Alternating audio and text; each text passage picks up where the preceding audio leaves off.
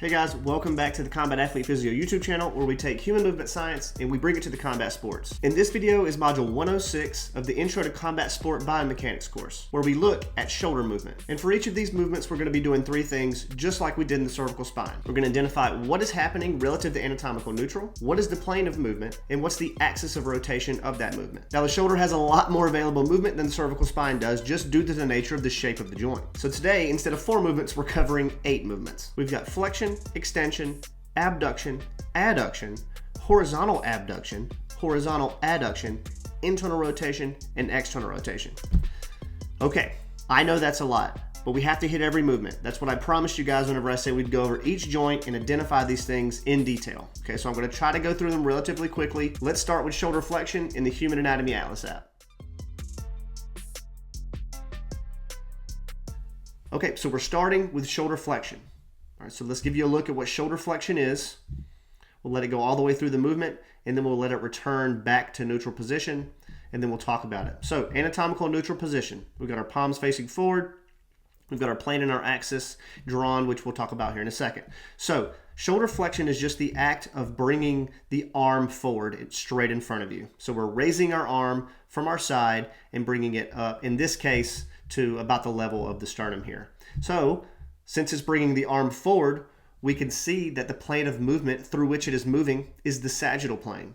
And we know that sagittal plane movements require medial to lateral or lateral to medial axis. So, shoulder flexion is the act of bringing the arm forward or raising it in front of us without any other part of the body moving. We have it moving through a sagittal plane and about a medial to lateral or lateral to medial axis. Next is shoulder extension. So we'll have it go all the way through the movement. And we can see it's essentially just the opposite of shoulder flexion. So let's pause here. Anatomical neutral. When we press play, we're bringing the arm behind us without moving the rest of the body. Okay, so instead of raising it forward, we're moving it behind us. And even though it's the opposite motion of shoulder flexion, it's still happening within the same plane of movement and about the same axis. So, if we can look at the plane of movement that is moving through us, the sagittal plane, and then we can see as we come this way that it's piercing through the sagittal plane in a perpendicular fashion, making it the medial and lateral axis, axis of rotation. So, shoulder extension from anatomical neutral brings our arm behind us. It moves through the sagittal plane and about the medial to lateral axis.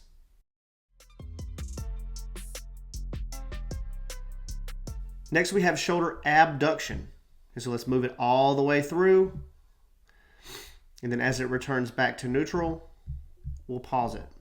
So, anatomical neutral position, palms facing forward. Shoulder abduction is moving the arm away from our body. We're raising it out to the side. It's moving through the frontal plane. And since we know that frontal plane movements or coronal plane movements require an axis that pierces it at 90 degrees, it would be an anterior-posterior or posterior-anterior axis of rotation. So, shoulder abduction, or moving the arm away from our body out to the side, is moving through a frontal plane and about an anterior to posterior axis of rotation.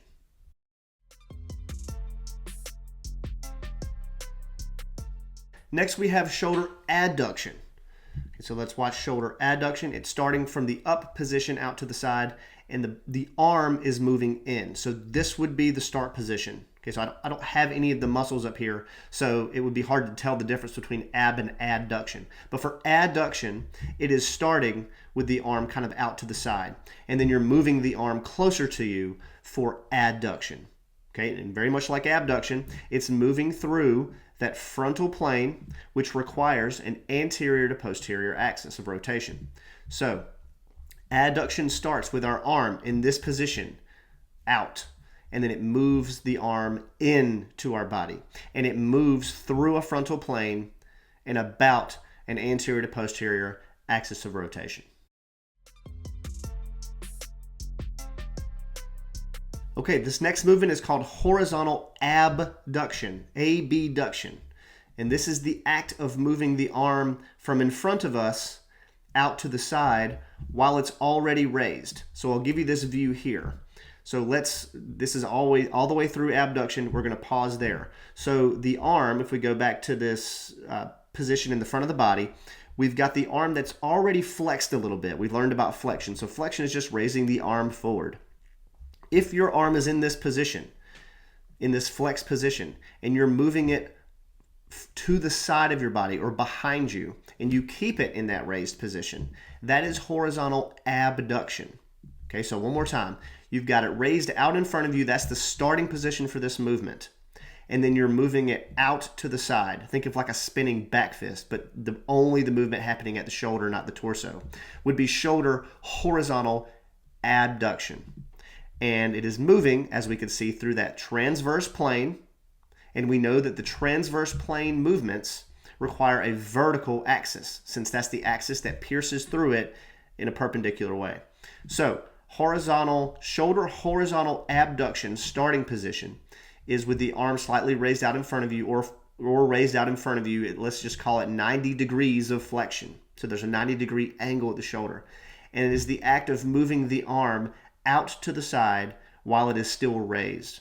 It is happening through the transverse plane and about a vertical axis.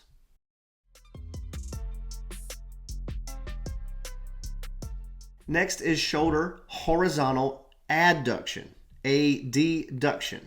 Okay, so this is the act of starting in the position that horizontal abduction ended on. So we're starting in a position of horizontal abduction, and we're moving the arm in front of us.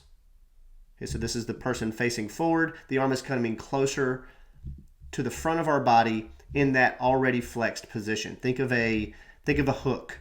Okay, this is a horizontal adduction is what we see at the shoulder joint when someone's doing a hook. And we can see, even though it's the opposite direction of a horizontal abduction, it's still moving through the transverse plane. And at the shoulder, it's rotating about that vertical axis. So shoulder horizontal adduction starts from a position where the arm is kind of raised out to the side. And then you're moving it closer to in front of you. You're bringing the arm in front of you. It's moving through the transverse plane and about a vertical axis. Next, we have shoulder internal rotation. And I'm going to come up to this kind of aerial view here, and I want to show you what's happening at the forearm, because it gives us a little bit of a better idea about what's not as noticeable at the shoulder.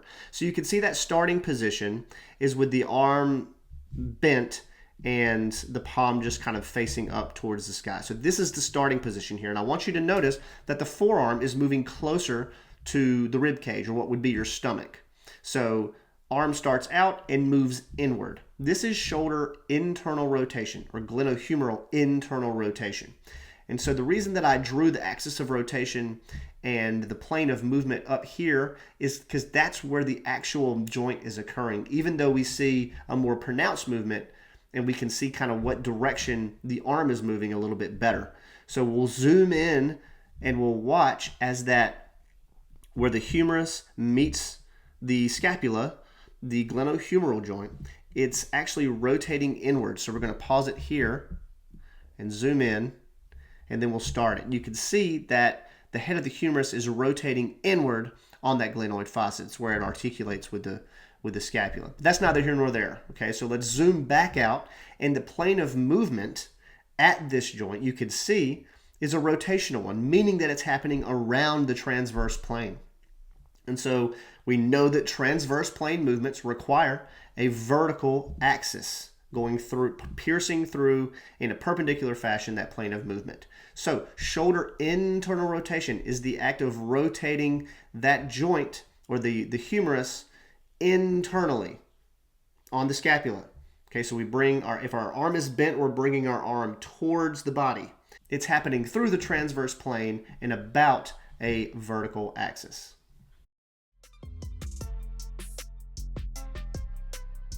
And finally, we have shoulder external rotation. And we're going to do the same thing. We're going to start from the position that we looked at shoulder internal rotation, except the arm is not going to be moving towards the stomach. It's actually going to be moving away from the stomach. but notice how the elbow is bent and it just stays next to the body. So rotating our arm outward in this position would actually be happening at the shoulder joint or the glenohumeral joint like we just discussed. And so we can see that this same bone is rotating outward, and that's resulting in our arm or our forearm moving away from the body rather than close to it. So shoulder external rotation or rotating the shoulder outward is happening through the transverse plane and about the vertical axis. I don't really think I need to convince most of you the importance of the shoulder joint when it comes to combat sports. When it comes to striking, when it comes to submissions, when it comes to takedowns, really almost every movement is going to involve the shoulder joint in some way. Question number 1. Which plane and axis are being used during a left hook? Question number 2. True or false? Shoulder internal and external rotation happen in the sagittal plane.